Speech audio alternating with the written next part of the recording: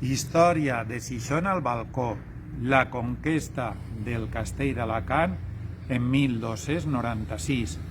En 1296 esclata una guerra entre les corones de Castella i Aragó.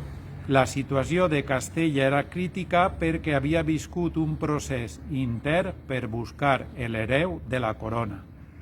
Així, finalment, el rei era Ferran IV, un xiquet que estava tutelat per sa mare, Maria de Molina. Jaume II va trobar el moment adequat per intentar recuperar el somni dels seus avantpassats de conquerir el regne de Múrcia.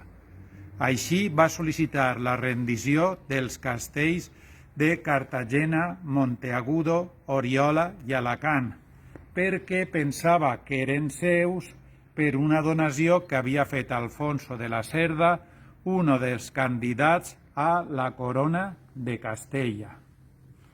En 1296 va sol·licitar la rendició del castell d'Alacant, però el seu alcaid, Nicolás Pérez, va dir que no, i així es va produir l'assalt de les tropes de la corona d'Aragó.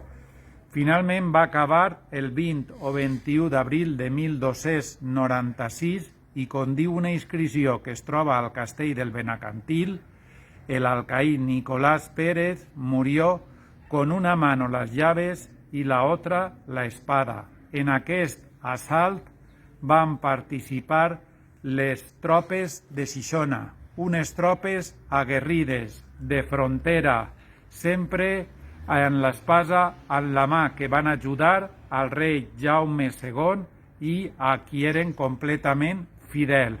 Això va fer que xixoners aconseguiren el privilegi de ser les primeres tropes en custodiar i defensar la fortalesa d'Alacant sempre que estiguera en perill, i això feren al llarg de la seva història, i sempre demanaren als reis de la corona d'Aragó que ratificaren este privilegi. I això és tot.